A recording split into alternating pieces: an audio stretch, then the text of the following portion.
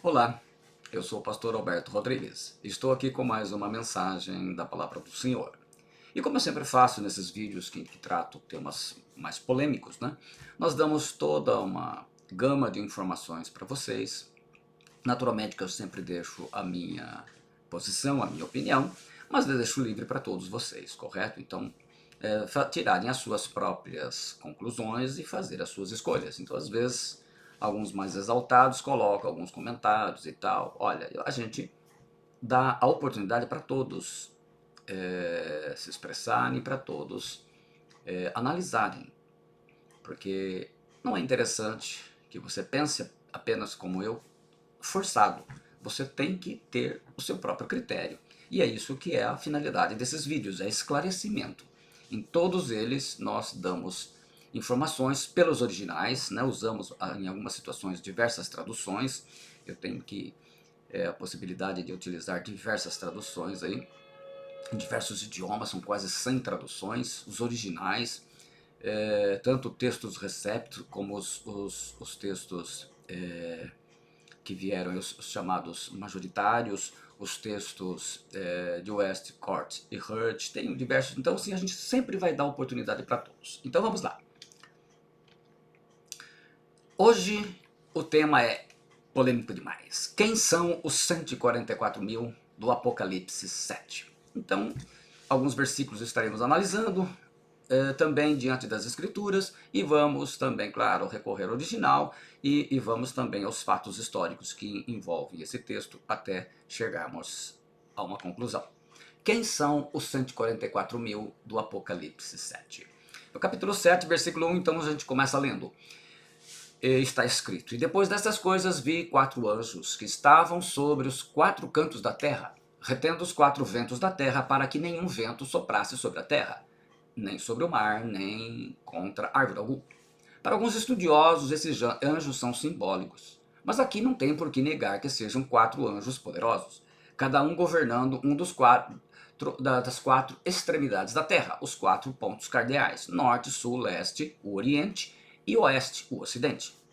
Eles estavam impedindo que começassem os furacões, os tufões e tornados que estavam para vir trazer juízo à terra por causa da falta de arrependimento dos seus pecados abomináveis. No versículo 2: E vi outro anjo subir ao lado do sol nascente, e que tinha o selo do Deus vivo, e clamou com grande voz aos 4 anjos, a quem fora dado o poder de danificar a terra e o mar. O apóstolo João vê outro anjo poderoso vindo do oriente, né, o sol nascente. Há 2 palavras gregas para outro. Alos, que significa um outro diferente, como aparece, por exemplo, no Apocalipse 10:1, aparece aqui indicando um anjo mais forte, como o outro anjo em Apocalipse 10:1, como eu disse. E também a palavra héteros, que também é traduzida como outro, mas é um outro igual, como aparece, por exemplo, em Apocalipse 17:10, que fala outro rei. Ele tinha o selo do Deus vivo, que iria selar os 144 mil. E por isso que mais poderoso que ele barra os 4. Ainda vocês não vão fazer a destruição. No versículo 3 ele diz: dizendo, não danifiqueis a terra, nem o mar, nem as árvores, até que hajamos selado nas suas testas os servos do nosso Deus. Era comum nos tempos antigos, marcarem os escravos, os seus amos, né, senhores, guardiões dos templos pagãos, com o nome do Deus, com o qual, com algum símbolo místico do seu culto. Então, era comum. Então, João está trazendo algo, porque ele tem a visão no céu, e ele tem que traduzir isso da forma que as pessoas, que a igreja, né, vai entender, e ele traduz com aquilo que ele vê no céu, com as coisas que são próprias do seu tempo, né, que não tinha como ele falar de outra forma.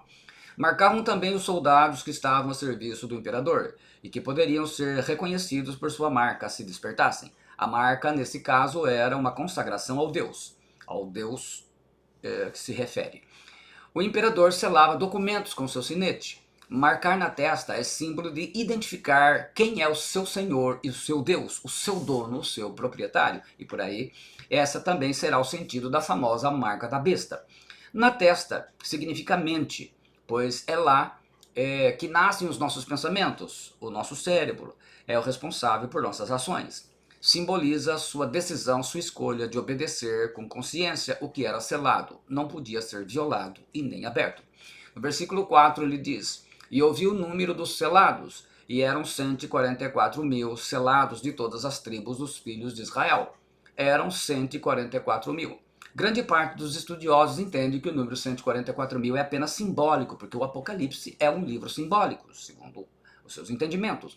Muitas descrições de fato no Apocalipse são simbólicas, mas a frase "e ouvi", que traduz o verbo grego akouo, significa compreender, entender. Segundo, significa ouvir, prestar atenção no que é dito. Terceiro, perceber pelo ouvido o que é dito na presença de alguém. E quarto, compreender, entender.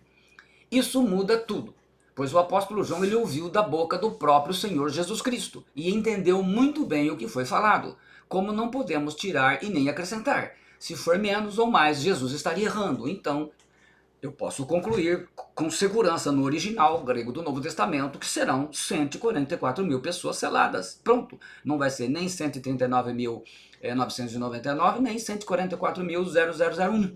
Correto? Não significa que eles não poderiam ser contados, mas que nenhum homem, vendo-os juntos em meio à multidão, poderia dizer o número exato. Então, o próprio Jesus diz a João quantos serão selados: 144 mil. Então, isso é um assunto que eu acredito que não deixa dúvida para ninguém. De todas as tribos dos filhos de Israel, de todas as tribos dos filhos de Israel. Como Israel foi destruída no ano 70, na nossa era, né, da era cristã, pelo general Tito, seu exército misto, a gente já explicou isso em outras oportunidades, falando sobre o anticristo, só renasceu como nação em 14 de maio de 1948, cumprindo a profecia do profeta Isaías 66, versículos 8 e 9. Os pensamentos dos estudiosos do Ocidente passaram a fazer as mais variadas interpretações sobre quem seriam os 144 mil selados, sem incluir os judeus. Por quê? Porque não existia Israel. E esse pensamento dominou e influencia hoje a maioria dos teólogos. Esses entendimentos dos ocidentais distorcem muito o verdadeiro sentido do texto, porque esquecemos que a Bíblia foi escrita por Deus usando mentes orientais e não ocidentais. Então, isso também complicou, porque quando se começou a ver que não existia Israel, ficou fácil para eles interpretarem de outra forma. Nunca se considerou que Deus poderia restaurar Israel conforme as profecias do Antigo Testamento. Esse é um problema muito sério quando nós vemos, quando se tenta interpretar um versículo isolado de todo o contexto da Escritura. Anos 70, 1948, né? Então nós temos aí 1878 anos sem Israel. Afinal, foram 1870 anos sem termos a nação de Israel no mundo, com os judeus espalhados pelos 4 cantos da terra. E isso então influenciou o pensamento teológico em geral, nunca incluindo os judeus nessa interpretação. Em todas as interpretações apontaram para outras direções. E os versículos 5, 6, 7 e 8 dizem assim: da tribo de Judá havia 12 mil selados, da tribo de Ruben, 12 mil selados, da tribo de Gade, 12 mil selados, da tribo de Aser, 12 mil selados, da tribo de Naphtali, 12 mil selados, da tribo de Manassés, 12 mil selados, da tribo de Simeão, 12 mil selados, da tribo de Levi, 12 mil selados, da tribo de Issacar, 12 mil selados, da tribo de Zebulon, 12 mil selados, da tribo de José, 12 mil selados, e da tribo de Benjamim, 12 mil selados. E somado ao fato de que falta a tribo de Dan e a meia tribo de Efraim, né, porque normalmente ao tirar Dan, o correto seria colocar as 2 tribos, né, mas o filho que recebeu a bênção com imposição de mãos de Jacó, né, Gênesis 48, 14 e 20. Muitos teólogos e estudantes da Bíblia Sagrada afirmam que isto seria uma prova contundente de que não se trata da nação de Israel nem de judeus, mas da igreja, o Israel espiritual. Mas como assim 144 mil? O Apocalipse contém muitos hebraísmos de João. Isto é preciso nunca se esquecer. Ele escreve em grego, mas com hebraísmo, isto é, hebraísmos são palavras, locuções que são próprias do idioma hebraico, embora o hebraico nesse período fosse uma língua morta, né? Era falado aramaico, outra língua semítica, mas tinha a influência do Antigo Testamento, da maior parte do Antigo Testamento, que foi escrito em hebraico, né? Porções de Jeremias e Daniel, por exemplo, foram escritos em aramaico. 140 mil, 144 mil é um dos números mais enigmáticos da Bíblia e por gerações tem sido estudado na busca de uma resposta. A soma simples, 12 tribos de Israel vezes 12, igual a 144 vezes 1000, um número completo, igual a 144 mil, como já disse o estudioso teólogo Alford. E aí a gente olha em toda a... fazendo uma comparação, por exemplo, entre Gênesis, Josué, no capítulo 13, e o Apocalipse 7, a gente compara, por exemplo, os três citam Rúben, na mesma ordem, o Simeão, aí citam Levi, embora em Josué 13, você pega Gênesis 35, Josué 13 e Apocalipse 7, embora o Levi não recebe terras, né, por nenhum território. Judá, você vai ver os três Judá, você vai ver Issacar nos três, você vai ver Zebulon, você vai ver José. E no caso de Josué 13, os dois filhos de José recebem terras, Manassés e Efraim. Benjamim aparece nos três, Dan está lá em Gênesis e em Josué, mas Dan está fora do Apocalipse 7. Naphtali aparece nos três, Gad aparece nos três, Aser aparece nos três. Então a diferença, e no caso do Apocalipse 7, tem um acréscimo de Manassés.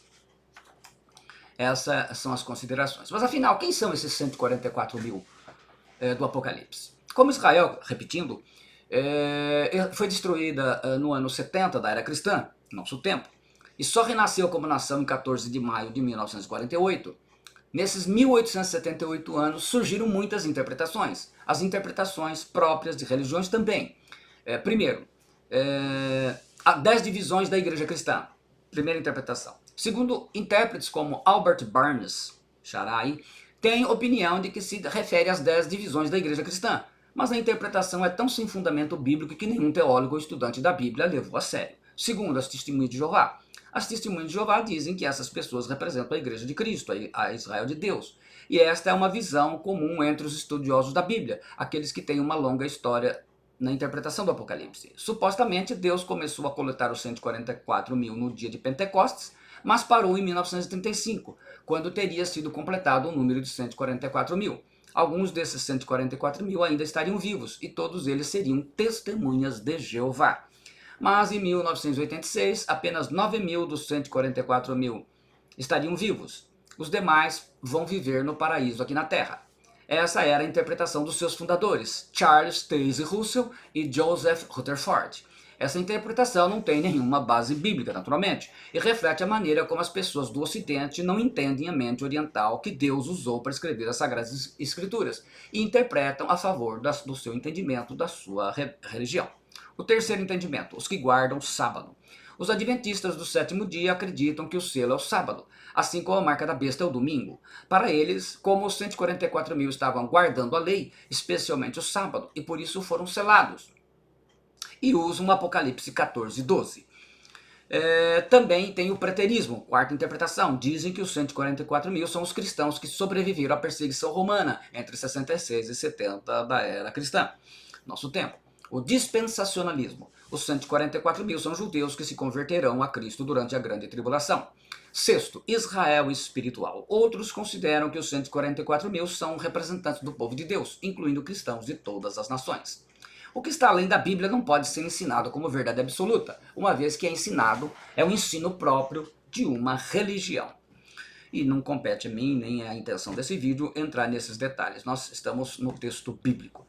Então, das interpretações mais sérias, nós temos duas. São as duas mais contundentes e que nós vamos falar, e naturalmente que eu vou dizer qual delas eu creio. De todas essas. A primeira, a igreja, é a igreja de Jesus, o Israel espiritual. Então a primeira diz que é a igreja de Jesus, posição tomada pelos pós-tribulacionistas, porque acreditam que a igreja passará pela grande tribulação. E porque entendem que aqui é o Israel espiritual, uma vez que Israel nem existia antes de 1948. E citam Gálatas 6,16. E a todos quantos andarem conforme esta regra, paz e misericórdia sobre eles e sobre o Israel de Deus.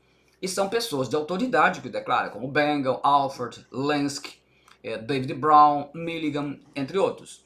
O fato de João eliminar Dan das 12 tribos dizem que gerou confusão, e isso apenas reforça que se trata do Israel espiritual, a igreja. Embora muitos estudiosos acreditam que Israel de Deus, a que o apóstolo Paulo fala, né, refere-se aos verdadeiros judeus que se converteram a Jesus e fazem parte da igreja, que é formada por gentios, judeus e gentios, em hebraico góis, né, como eles nos chamam. Esse grupo, inclusive, em grande parte, acredita que a igreja substituiu a Israel, a famosa doutrina da substituição, que não tem nenhuma base bíblica. É um ponto de vista muito aceito no meio evangélico, embora ele não atenda às muitas exigências bíblicas que estão relacionadas.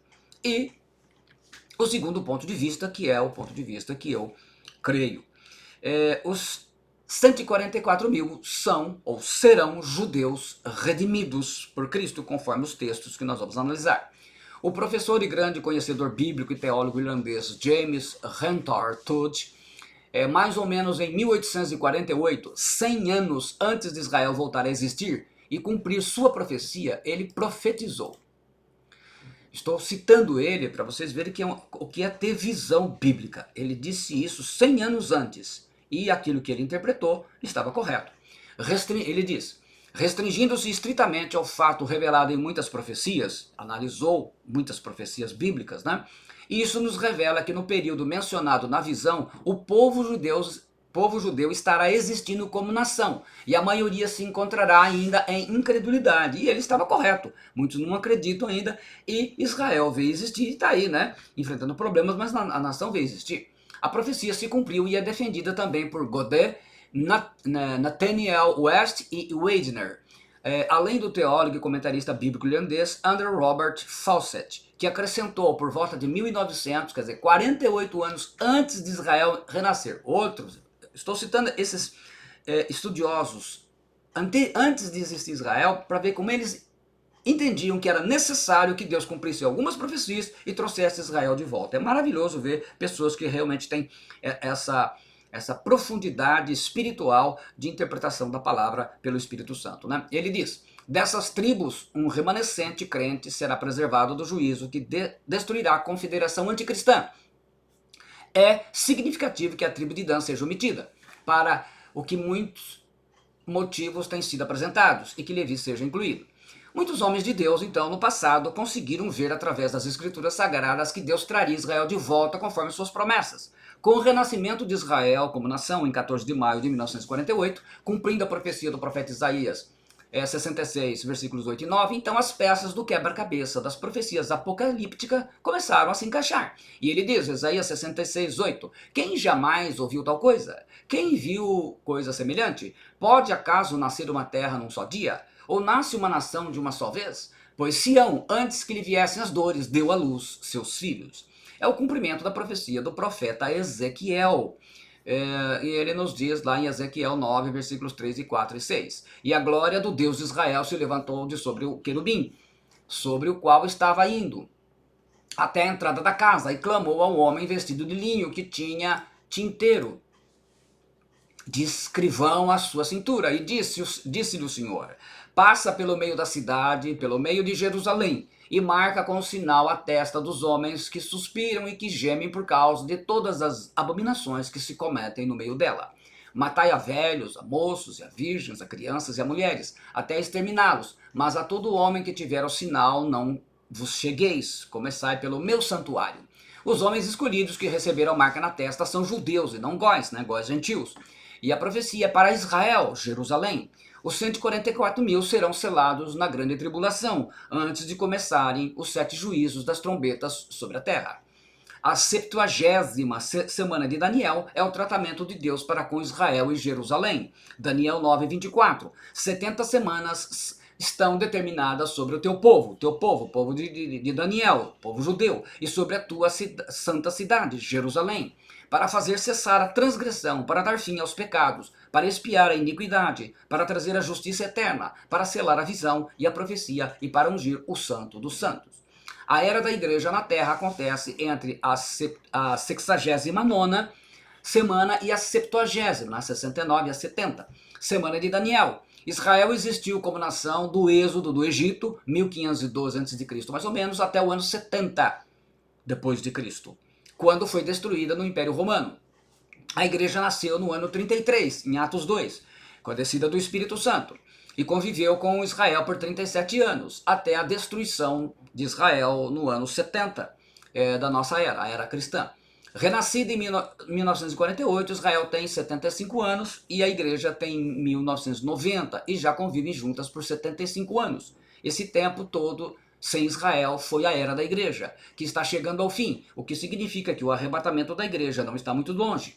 1 Tessalonicenses 4, 13, 16, que teremos uma outra oportunidade para voltarmos a falar sobre eles. Provando assim que Israel será tratada durante a 70ª semana de Daniel, que Jesus chamou de grande tribulação em Mateus 24, 21 e em Apocalipse 7, 14. Os 144 mil no céu. Em Apocalipse 14, 1 nós lemos, está escrito: olhei e eis o Cordeiro em pé sobre o monte Sião, e com ele 144 mil, tendo na fronte escrito o seu nome e o nome de seu pai. O monte Sião é o ponto mais alto de Jerusalém, embora essa simbologia signifique o terceiro céu. O hebraísmo aponta para os judeus, é a esperança dos judeus até hoje, o sionismo. O monte Sião foi conquistado pelo rei Davi e transformado numa espécie de fortaleza e capital da cidade de Jerusalém, conforme lemos lá em 2 Samuel 5:7. O assunto, portanto, uma vez que a igreja já estará arrebatada nesse ponto, está em foco o grupo dos 144 mil judeus no capítulo 7, protegido ao longo dos juízos das trombetas, Apocalipse 7, versículo 1, 3 e 9, 4. O selo que receberão na testa será o nome de Jesus Cristo e o nome de Deus Pai, em hebraico.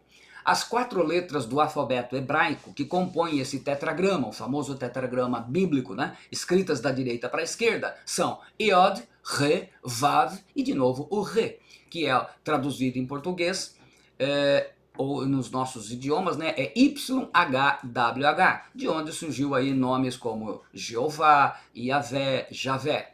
Com o tetragrama do Antigo Testamento também foi usado para Jesus no Novo Testamento, quando foi traduzido pelos apóstolos para a palavra Kyrios, que significa Senhor, que era um título dado à divindade. Né? A gente hoje é senhor, hoje todo mundo é senhor, é senhor prefeito, senhor presidente, senhor tá. Nesse tempo, Kyrios era um título para divindade, que o imperador inclusive se apropriou dele. Pode ser que os 144 mil sejam selados somente com o tetragrama. É uma possibilidade, considerando as profecias bíblicas, especialmente o de Ezequiel que citamos. Os 144 mil serão arrebatados vivos. Então nós temos a dizer o seguinte sobre eles. Primeiro, os 7 juízos das trombetas de Deus não vão atingi-los. Segundo, o anticristo não conseguirá fazer mal algum ou sequer prender um só deles. Deus mostrará o seu grande poder com isso. Terceiro, os 144 mil não morrerão. Mesmo nas guerras sangrentas que ocorrerão na grande tribulação com arma nuclear, nenhum deles morrerá. Quarto, não ficarão doentes ou feridos. Será o poder de Deus. Quinto, se uma bomba cair aonde esteja algum deles, mesmo que seja nuclear, Deus cumprirá a promessa também para eles, aquela promessa do Salmo 91, versículo 7. Cai 1.000 ao teu lado e 10.000 à tua direita, tu não serás atingido. Literalmente será assim. Apocalipse 14, 2, capítulo 14, versículo 2, nós temos: ouvi uma voz do céu, como voz de muitas águas, como voz de grande trovão. Também a voz que ouvi era de arpistas que tangem a sua harpa. Esta é a voz dos 144 mil entoando o seu cântico, tocando 144 mil harpas que são tocadas por eles. O som é comparado ao de muitas águas e a um grande trovão, como a voz dos remidos nas bodas do Cordeiro, lá em Apocalipse 19, 6. No versículo 3 está escrito: entoavam um novo cântico diante do trono, diante dos 4 seres viventes e dos anciãos. E ninguém pôde aprender o cântico senão os 144 mil que foram comprados da terra. Este é o único cântico em que as palavras e o tema não são revelados a nós. Um novo cântico cantado por um novo povo sobre um novo tema. Quer dizer, não mais mesclado como essas músicas que têm sido cantadas na maioria das igrejas hoje, que é decepcionante, não é? É uma coisa centralizando muito o homem e com muitas expressões mundanas, verdadeiramente pagãs dentro do cristianismo. Aí assim não, será puramente a palavra do Senhor. Ao analisarmos a pobreza e o lixo das letras das músicas modernas cantadas atualmente, em grande parte das igrejas pintadas de preto como as trevas, e outras que não estão pintadas de trevas também, de preto também, totalmente afastada das Sagradas Escrituras, e até de se imaginar que tudo terá que ser novo mesmo, né? Na verdade, nem expressão aleluia a gente escuta mais nos cânticos hoje. Ainda que os judeus usam o inário da Bíblia, isto é, os Salmos, e diz: e ninguém pôde aprender o cântico, senão os 144 mil. A espiritualidade desse cântico é ensinada no Salmo 97:1, e esse cântico nunca foi cantado pelos anjos até esse momento. Como o cântico é uma expressão da vida interior, Cristo dentro em nós, do caráter e do crescimento espiritual, e ninguém com vida carnal, contaminado pelas coisas mundanas e pagãs e ímpias, como é característica da grande maioria dos evangélicos atuais, poderão aprender esse cântico. Deus não permitiu que um salmo santo fosse entoado por lábios impuros e mundanos. Os 144 mil se diferenciaram nisso.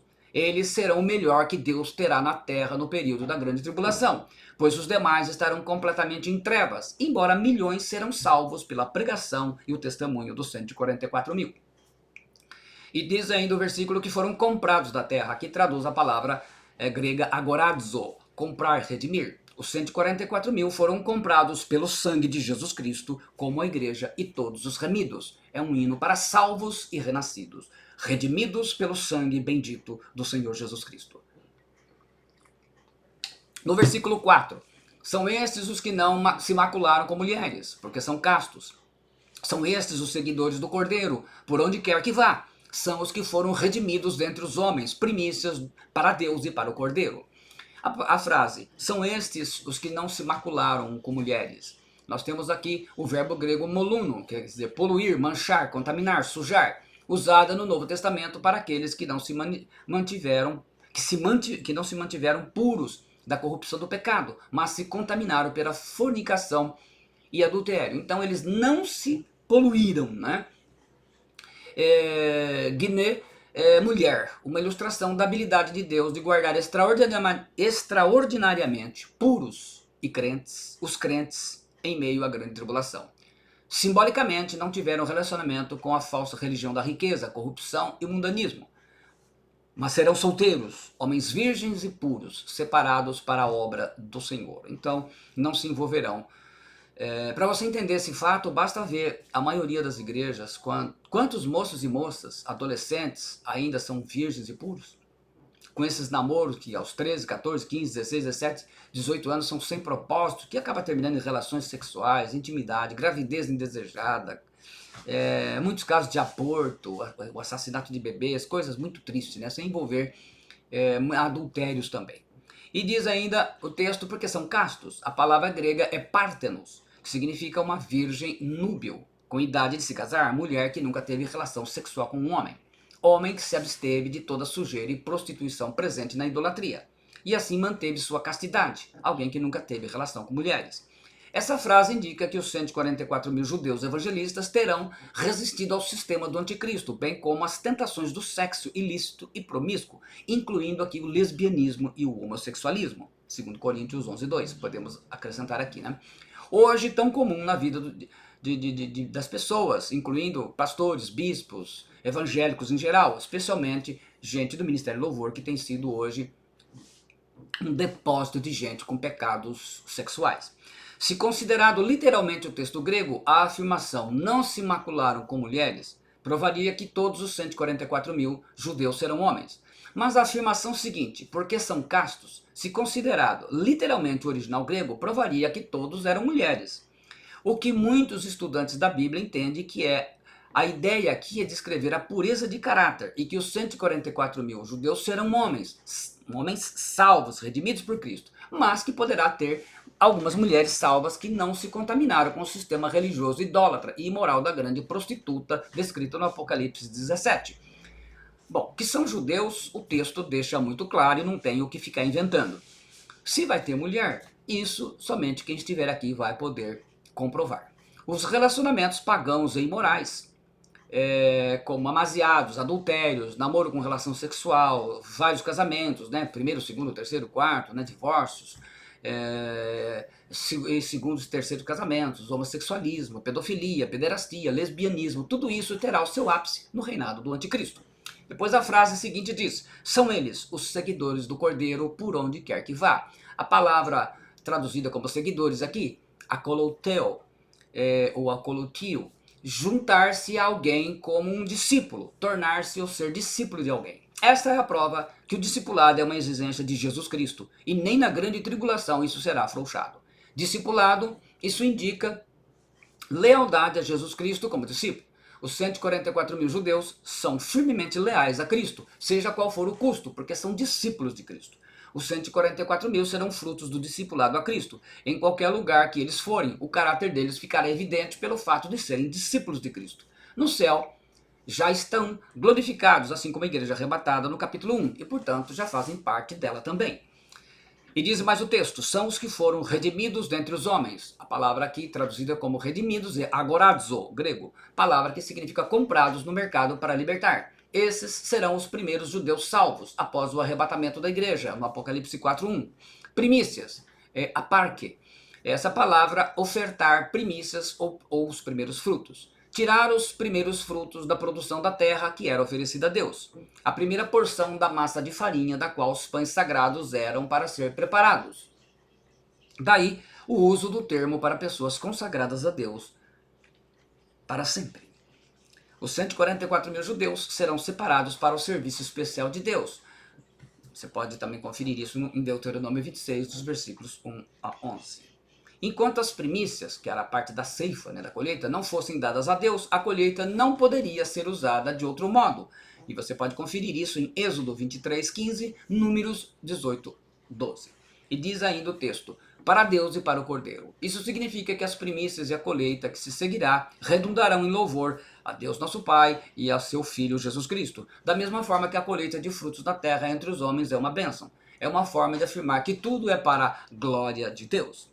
Versículo 15 do Apocalipse 14 diz: e não se achou mentira na sua boca, não tem mácula. Não se achou mentira. A palavra eurisco, a palavra grega aqui, achar pela averiguação, reflexão, exame, escrutínio, observação, descobrir pela prática, experiência, descobrir, encontrar por acaso, procurar. E a palavra mentira é dolos, astúcia, engano, fraude, malícia, mentira. Os 144 mil, que bem que se diga, falam a verdade de Deus de modo exato e preciso, sem exageros ou atenuações, conforme aí profecia de Sofonias 3:16, 3:13 na verdade. Em nada se assemelhando a muitos dos próximos pregadores atuais, que pregam um falso evangelho, misturam o judaísmo com esses símbolos que eles não têm o menor sentido no meio cristão e inventam coisas ungidas, né? Não foram mentirosos, caluniadores e nem fofoqueiros, prática comum também no meio evangélico moderno. Não tem mácula, a palavra amomos, sem defeito, sem culpa, como um cordeiro para o sacrifício, sem mancha ou defeito, conforme exigido pela legislação levítica acerca dos animais a serem sacrificados. Você pode conferir isso em Hebreus 9:14, 1 Pedro 1:19, Levítico 1:10, Levítico 22, dos versículos 19 a 22. Os 144 mil andaram com Cristo, como Enoque, foram perfeitos, perfeitos aqui no sentido completos, né? Foram santificados. Na verdade, a palavra, quando fala se refere a nós, ser perfeito como o vosso Pai, ele fala de ser completo, né? Tanto no hebraico como no grego. Quer dizer, foram santificados e atingiram o máximo que o ser humano pode chegar nesse corpo, guiados pelo Espírito Santo, naturalmente, fugindo de uma vida do pecado, diante de Deus e do Cordeiro, e por isso também foram arrebatados aos céus, Apocalipse 12:5. Esta interpretação dos pré-tribulacionistas é a que atende a mais profecias envolvidas, conforme vimos. Os 144 mil selados são um corpo missionário de judeus redimidos, que são instrumentos de Jesus Cristo, são discípulos de Jesus na salvação de muitos judeus e gentios durante a grande tribulação. E o resultado nós vamos ver nos versículos que se segue, a partir do versículo 9. Depois destas coisas vi, e eis grande multidão que ninguém podia enumerar, de todas as nações, tribos, povos e línguas, em pé diante do trono, diante do Cordeiro, vestido de vestiduras brancas, com palmas nas mãos, e clamavam em grande voz, dizendo: ao nosso Deus que se assenta no trono e ao Cordeiro pertence a salvação. Versículo 10, versículo 11. Todos os anjos estavam de pé, rodeando o trono. Os anciãos e os 4 seres viventes, e ante o trono se prostraram sobre o seu rosto e adoraram a Deus. Versículo 12, dizendo: Amém. O louvor e a glória, e a sabedoria e as ações de graças, e a honra e o poder e a força sejam ao nosso Deus pelos séculos dos séculos. Amém. Versículo 13. Um dos anciãos tomou a palavra dizendo: Estes que se vestem de vestiduras brancas, quem são e de onde vieram? Versículo 14. Respondi-lhe: Meu Senhor, tu o sabes. Então ele me disse: São estes os que vêm da grande tribulação. Lavaram suas vestiduras e as alvejaram no sangue do Cordeiro. Versículo 15. Razão, porque se acham diante do trono de Deus, e o servem de dia e de noite, no seu santuário, e aquele que se assenta no trono estenderá sobre eles o seu tabernáculo. Versículo 16. Jamais terão fome, nunca mais terão sede, não cairá sobre eles o ardor, o sol, nem ardor algum. E o versículo 17. Pois o Cordeiro que se encontra no meio do trono os apacentará e os guiará para as fontes das águas da vida, e Deus lhes enxugará dos olhos toda lágrima. Como Deus reservou 7.000 homens para si mesmo na época de Elias, Deus irá reservar 144.000 judeus para si mesmo nos 3 primeiros anos e meio da grande tribulação, na 70ª semana de Daniel. E aí, as tribos Judá, Ruben, Gad, Aser, Naphtali, Manassés, Simeão, Levi, Issacar, Zebulon, José, Benjamim. Dan ficou de fora porque foi excluída. Diante disso surgem 3 perguntas. Por que a tribo de Dan não teve ninguém selado entre os 144.000 judeus? A resposta: a verdadeira razão por que nenhuma pessoa da tribo de Dan não foi selada pelo anjo é porque nesse momento da grande tribulação ninguém era servo de Deus, ninguém era salvo. Conforme o texto deixa bem claro lá em Apocalipse 7:3, dizendo: Não danifiqueis a terra, nem o mar, nem as árvores, nem até que hajamos selado nas suas testas. Quem? Os servos do nosso Deus. Então eles procuraram os servos do nosso Deus. Então, por que não foi selado? Porque não tinha, o texto é claro. Atente bem para a profecia do profeta Ezequiel. Aí a gente compara, porque Ezequiel estava profetizando isso. E disse-lhe o Senhor, versículo 4, capítulo 9. E disse-lhe o Senhor: passa pelo meio da cidade, pelo meio de Jerusalém, e marca com o sinal as testas dos homens que suspiram e que gemem por causa de todas as abominações que se cometem no meio dela. Mas chegará o momento da salvação de Israel.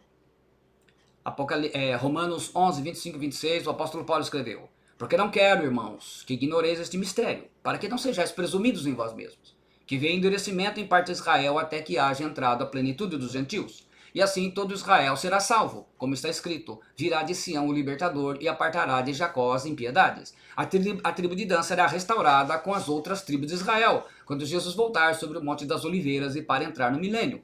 Profecias de Ezequiel 48, 30, versículos 35, Apocalipse 21, 12. Agora, onde estão as 12 tribos de Israel em nossos dias? Como Deus vai cumprir esta profecia sem as 12 tribos? Em 722 a.C., por causa das campanhas militares da Síria, em fase de expansão imperialista, levou ao desaparecimento do reino do norte, chamado de Samaria.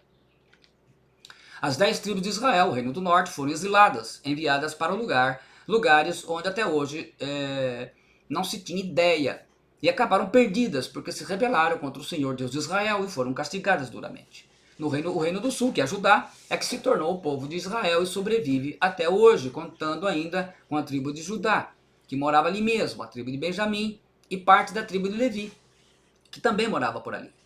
Parte dos refugiados que fugiram do reino do norte, das 10 tribos, e foram expulsos pelos assírios. Cumpriu-se a profecia de Isaías 8, com a invasão dos assírios no ano 701 a.C. É verdade, por causa dessa dispersão, a maior parte dos judeus de hoje em dia não sabe qual a tribo sua família é originária. A nação de Israel foi destruída pelo Império Romano no ano 70. E por volta da década de 90, 20 anos depois do primeiro século, as 12 tribos de Israel já não existiam. 10 tribos tinham sido dispersas quando a Síria conquistou o reino do norte de Israel, segundo Reis 17. Com uma grande exceção, que é a tribo de Levi, já que os levitas eram separados para fazer trabalhos no templo de Jerusalém.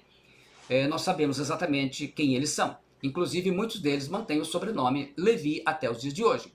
O primeiro jeans do mundo foi criado pela empresa chamada Levi's, né? Levi's. É justamente porque o dono que criou a empresa era um sobrenome dele, e também dentro da tribo de Levi. Nós sabemos que são da família de Cohen. Então Cohen Êxodo 18:1 é o sobrenome que se usa até o dia para os levitas. Não são todos os Cohen, mas muitos deles mantêm esse sobrenome. Os irmãos, por exemplo, Joel David e Cohen e Eitan Jesse Cohen, famoso cineasta dos Estados Unidos. Os judeus que não sabem a tribo de origem, então se chama Israel. Cohen eram sacerdotes do templo de Jerusalém, por isso que eles falam dos sacerdotes, os Kohanins. Onde estão as 12 tribos de Israel em nossos dias? As 12 tribos foram perdidas como castigo de Deus. Segundo Reis 17:16 ao 18, versículos 16 ao 18, ele diz: desprezaram todos os mandamentos do Senhor, seu Deus, e fizeram para si imagens de fundição, 2 bezerros, fizeram um poste ídolo e adoraram todo o exército do céu e serviram a Baal, o principado. E também queimaram a seus filhos e as suas filhas como sacrifício, deram-se à prática de adivinhações e criam agouros, e venderam-se para fazer o que era mal perante o Senhor, para o provocarem ainda. Pelo que o Senhor muito se indignou contra Israel e o afastou da sua presença, e nada mais ficou, senão a tribo de Judá. O terceiro templo, e esses 144 mil que serão selados, temos que entender o seguinte: ele será construído no Monte do Templo, na cidade velha de Jerusalém, que atualmente abriga o Domo da Rocha e a mesquita de Al-Aqsa, onde é protegido pela polícia jordaniana, que é islâmica. Então, se vocês imaginam o vespeiro que é isso. Israel já tem o projeto arquitetônico baseado nos planos do Templo de Salomão e do Segundo Templo. Os utensílios e objetos sagrados, a menorá, que é o candelabro de 7 braços, o altar de incenso, a mesa dos pães da proposição, as vasilhas sagradas, o traje sacerdotal desenhado de acordo com as descrições do Antigo Testamento, a ordem sacerdotal, os Kohanim, sacerdotes, estão recebendo treinamento, o estudo da lei, os judeus estudam a Torá e a Mishnah, que é a Torá oral. A novilha vermelha está sendo preparada, embora não foi sacrificada até por falta do templo. E as 12 tribos de Israel? O que eles têm hoje de mapeado? Então vamos lá. Primeiro, Naphtali e Sacar, comunidades no Uzbequistão. Ásia Central, seguem a Torá hebraica se preservando. Judá e Benjamim. No Cáucaso, região formada pelos países Armênia, Azerbaijão, Geórgia e sul da Rússia, o Magog. Existem descendentes destas duas tribos desde a diáspora assíria, em 721 a.C. Gad e Zebulon e a meia tribo de Efraim. A comunidade de Igbos, na Nigéria, os judeus negros mantêm as tradições judaicas fiéis. A meia tribo de Manassés, isoladas lá na Índia. Dan, que foi encontrada na Etiópia nos anos 80. Israel fez uma mega operação com muitos aviões, levando milhares de etíopes para Israel. A tribo de Dan voltou para Israel. Quando souberam que o templo de Salomão estava destruído há mais de 2000 anos, rasgaram suas vestes em sinal de luto e começaram a chorar. Levi, a tribo dos Lembas na África, estão ligados à tribo de Levi. Ruben, alguns grupos modernos, como os Rubenis da Etiópia, reivindicam descendência da tribo de Ruben. Simeão, alguns grupos modernos, como os Beta Israel, judeus etíopes, reivindicam descendência da tribo de Simeão, pois essa tribo migrou para a África, especialmente para a Etiópia. Portanto, modernamente, as 12 tribos já estariam mapeadas, faltando o tempo profético para que Deus as ajunte todas em Israel de novo. No momento, o que o Hamas fez será defendido por muitas nações, especialmente o Brasil. Israel tem uma base aérea no deserto do Negev, Salmo 126:4, chamada de Ovda ou Uvda, ao sul de Israel, com o sistema de defesa antimíssil, proteção contra ataques aéreos e terrestres e rápido acesso ao Mar Vermelho. O ataque a Israel não será tanto pelos ares, mas pelas estradas, assim como fez o Hamas. O que está faltando? A Arca da Aliança, que simboliza a presença de Deus, que é a Aron Haberit. Segundo Crônicas 35:3 nós lemos: e disse aos levitas que ensinavam a todo Israel e que estavam consagradas ao Eterno, o Senhor, na nossa tradução. Aqui eu estou traduzindo segundo Crônicas 35:3 na tradução do Taná completo, que é a tradução dos judeus. Ponde a arca sagrada no templo que Salomão ben, filho de Davi, o rei Salomão ben Davi, filho de Davi, o rei de Israel, construiu. Não tereis mais esta carga sobre os seus ombros, os vossos ombros. Agora servi ao Eterno, Senhor, vosso Deus, e ao seu povo Israel. Esta é a última referência da Arca da Aliança antes de desaparecer e ser o maior mistério bíblico até os nossos dias. Em 597 a.C., Nabucodonosor leva os utensílios do templo de Salomão para a Babilônia. Segundo Crônicas 36, versículos 7 e 18. A Arca da Aliança não aparece nessa lista e daí muitas hipóteses surgiram desde então. Primeiro, que existe a crença antiga de que a Arca da Aliança foi escondida pelo profeta Jeremias numa gruta, bem embaixo de onde hoje está o Domo da Rocha e a Mesquita Al-Aqsa. E que ela será encontrada quando o anticristo conseguir que os árabes autorizem a derrubada deles para a construção do terceiro templo de Israel. Depois do cativeiro da Babilônia, quando foram destruídas as 12 tribos, um único pecado os judeus nunca mais cometeram, o da idolatria. E por isso vão identificar o anticristo somente quando ele exigir ser adorado. É quando verão que foram enganados de novo.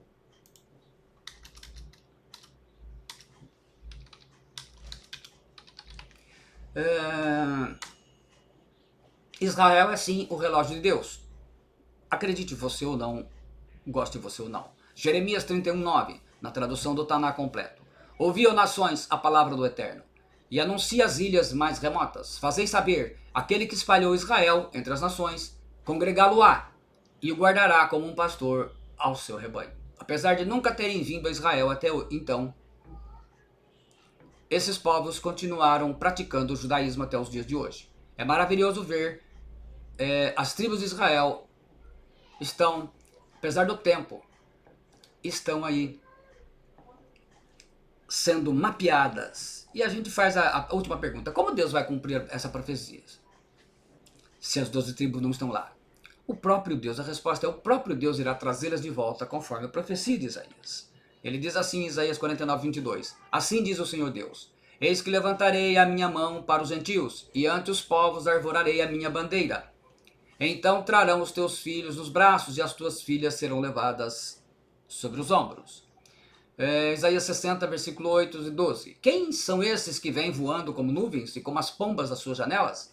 Certamente as ilhas me aguardarão, e primeiro os navios de Tarsis para trazer os teus filhos de longe, e com eles a sua prata e o seu ouro para o nome do Senhor teu Deus, e para o Santo de Israel, porquanto ele te glorificou. E os filhos dos estrangeiros edificarão os teus muros, e os seus reis te servirão, porque no meu furor te feri, mas na minha benignidade tive misericórdia de ti. E as tuas portas estarão abertas de contínuo, nem de dia nem de noite se fecharão, para que tragam a ti as riquezas dos gentios, e conduzidos com elas os teus reis. Porque a nação e o reino que não te servirem perecerão, sim, essas nações serão de todo assoladas. Quanto mais se aproxima o tempo da grande tribulação, de surgir o anticristo, da marca da besta, mais os judeus serão conduzidos de volta à terra de Israel. Deus tem o controle de tudo. É a poderosa mão do Senhor quem está fazendo isso e que vai fazer isso. As 12 tribos estarão de volta a Israel para cumprir a profecia do Apocalipse. E Deus mandará selar os 144 mil judeus, que farão a pregação do Evangelho durante 3 anos e meio.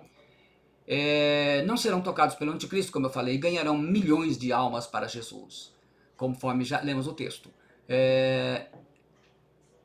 O texto de Apocalipse 7, 13 e 14. E um dos anciãos me falou, dizendo: estes que estão vestidos de vestes brancas, quem são e de onde vieram? E eu disse-lhes: Senhor, tu sabes. E ele disse-me: estes são os que vieram da grande tribulação e lavaram as suas vestes e as branquearam no sangue do Cordeiro. Enquanto Israel se prepara para entrar em cena na grande tribulação, Deus prepara a igreja para o momento mais importante da profecia, que é o arrebatamento da igreja. Muito bem, eu sou o pastor Alberto Rodrigues, espero que você tenha gostado. Se inscreva no meu canal, acione o sininho de notificações, deixe o seu gostei, deixe aí o seu comentário para edificar a Irmandade. Compartilhe com o máximo de pessoas que você puder. Jesus Cristo abençoe a tua vida. Muito obrigado, que Deus te abençoe, em nome do Senhor Jesus Cristo, para a glória do Pai, do Filho e do Espírito Santo. Amém.